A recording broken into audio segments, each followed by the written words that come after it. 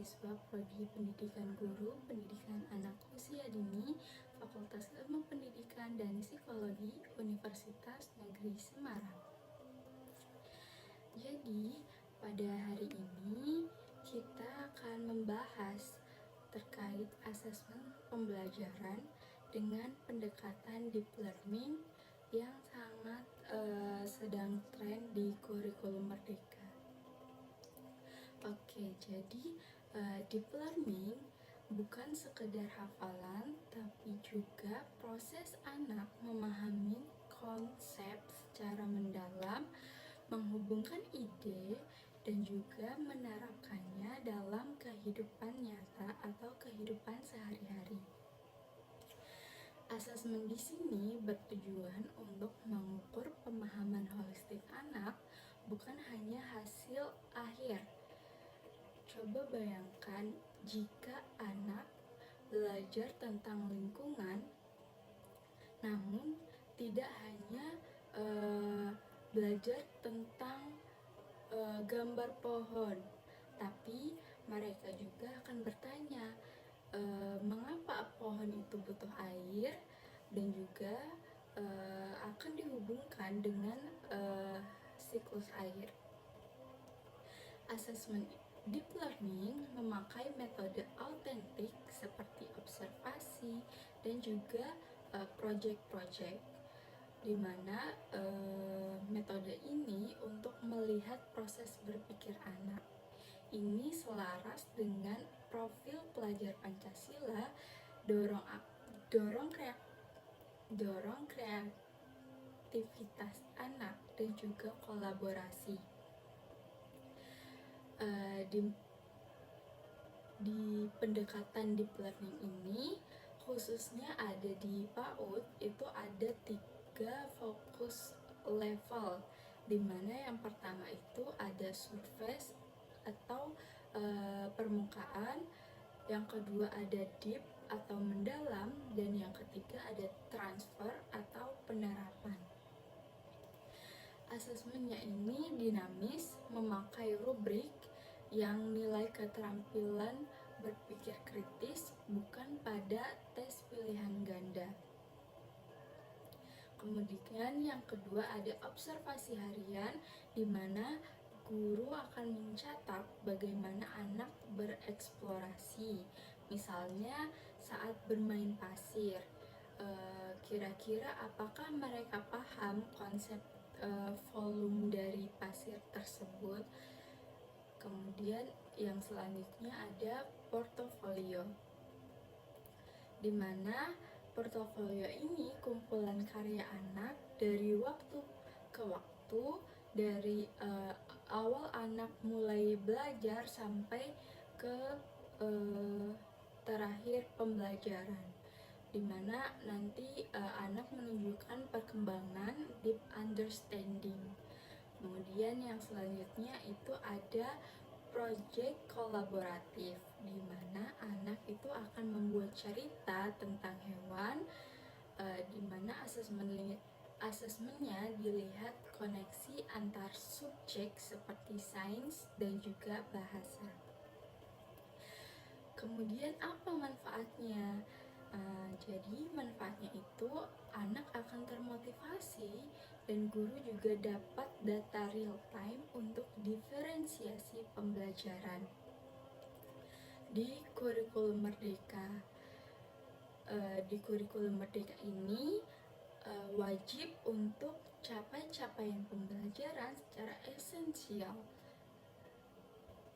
Kemudian kita akan lanjut, sekarang kita akan zoom in ke asesmen wawancara, di mana metode kunci di deep learning wawancara bukan interogasi, tapi juga obrolan santai satu persatu atau kelompok kecil, di mana durasinya ini sekitar 5-10 menit per anak. Jadi kenapa instrumen wawancara ini penting, khususnya di kurikulum Merdeka ini?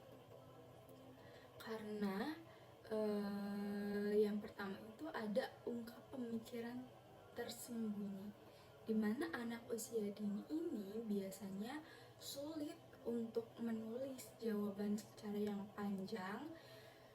Jadi wawancara ini akan menggali terkait mengapa dan juga bagaimana.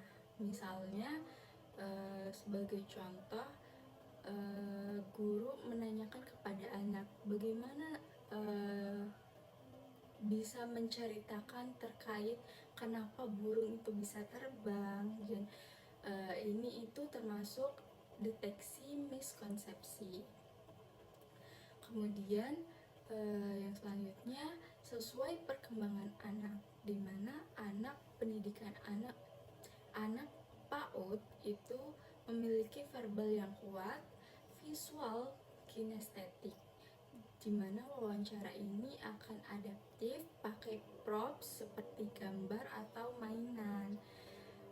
Yang selanjutnya ada holistik dan juga inklusif, di mana anak itu menangkap emosi, bahasa tubuh, dan konteks budaya, di mana hal ini sangat berguna untuk anak berkebutuhan khusus seperti autisme yang membutuhkan prompt verbal seperti itu.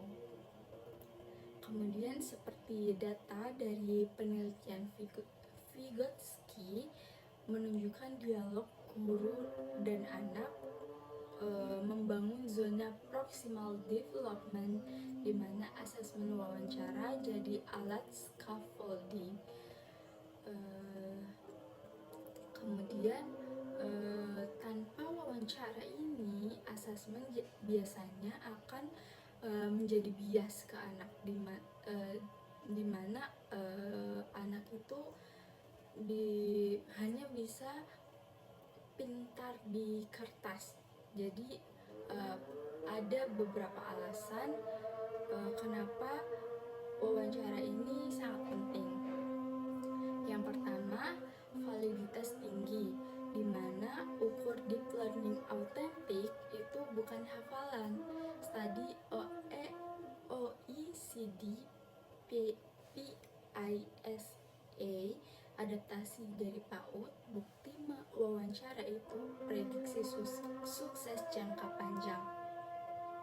Kemudian yang kedua ada feedback instan, di mana guru bisa langsung klarifikasi salah paham dan juga menyesuaikan instruksi selanjutnya. Yang selanjutnya ada kebijakan kurikulum merdeka, di mana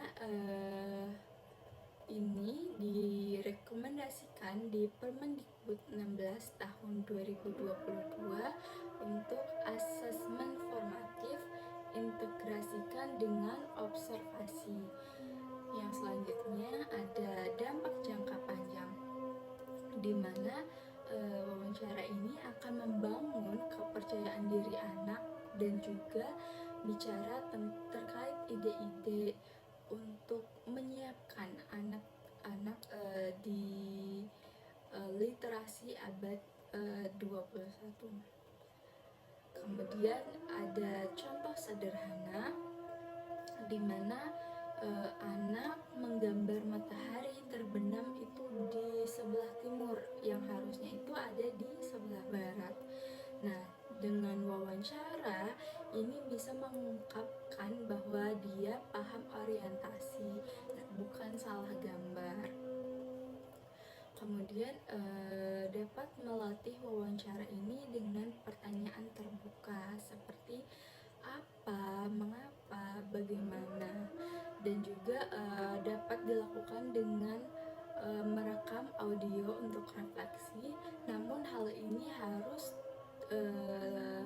sesuai meminta izin dari orang tua atau wali murid seperti itu.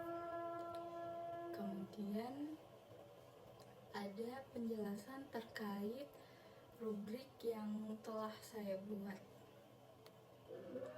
Rubrik ini berfokus pada penilaian aspek motorik kasar dan kognitif, di mana menggunakan tabel indikator dengan skala muncul atau tidak muncul, serta kategori perkembangan seperti BB atau belum berkembang, ada MB mulai berkembang, kemudian ada BSH berkembang sesuai harapan, dan BSB di mana berkembang sangat baik. Baik, jadi penjelasan ini dirancang untuk mengedukasi tentang cara menggunakan rubrik serupa dalam praktik pendidikan anak usia dini.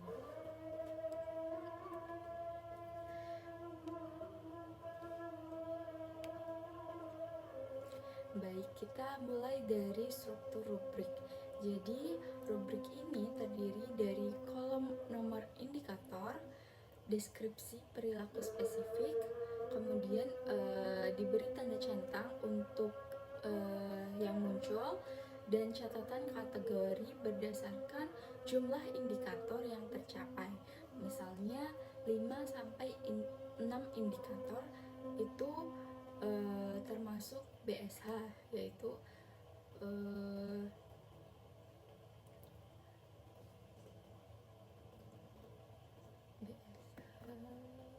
berkembang, dimana BSH ini berkembang sesuai harapan. Kemudian setiap aspek dimulai dengan instrumen penilaian, diikuti rubrik interpretasi yang menjelaskan pencapaian anak secara naratif. Dalam format ini dapat memudahkan pengamatan observasional langsung dari guru PAUD. Ada contoh aspek motorik kasar pada aktivitas berjalan di garis lurus. Jadi indikator ini mencakup menempatkan kaki satu persatu. Yang kedua ada menjaga keseimbangan. Selanjutnya ada berjalan, maju, dan juga mundur. Yang selanjutnya di mana anak ini setelah dinilai memiliki 5-6 indikator yang muncul, sehingga anak dinilai berkembang sesuai harapan dengan kekuatan pada stabilitas dan konsistensi langkah, tapi masih memerlukan butuh bimbingan untuk fokus pandangan dan gerakan maju dan mundur. Kemudian pendekatan ini membantu identifikasi area pengembangan motorik kasar secara objektif. Kemudian yang contoh kedua itu ada dari aspek kognitif, di mana aspek ini saya mengambil kegiatan dengan mengenal pola bilangan, di mana untuk indikatornya sendiri ada seperti menyebut pola 1 dan 2, kemudian melanjutkan pola hingga menjelaskan pola. Di sini anak menunjukkan adanya 7-8 indikator yang tercapai, di mana hasilnya anak memiliki nilai BSB atau berkembang sangat baik karena mencapai 7-8 indikator. Kemudian rubrik ini menyoroti kemampuan anak mengenali pola berulang seperti ABAB dan mengurutkan benda yang mendukung pengembangan berpikir logis awal, dan ini selaras dengan kurikulum Merdeka yang menekankan asesmen autentik berbasis indikator perilaku. Nah, adapun manfaat rubrik ini untuk pendidikan anak usia dini, yaitu rubrik seperti ini itu dapat mempromosikan evaluasi formatif yang holistik dengan menggabungkan bukti observasi dengan skala kualitatif untuk laporan perkembangan anak. Kemudian guru dapat merefleksikan dengan menyesuaikan indikator sesuai tema pembelajaran dengan memastikan inklusivitas bagi berbagai tingkat kemampuan. Baik, mungkin sekian video penjelasan terkait evaluasi pembelajaran dari saya. Kurang lebihnya mohon maaf.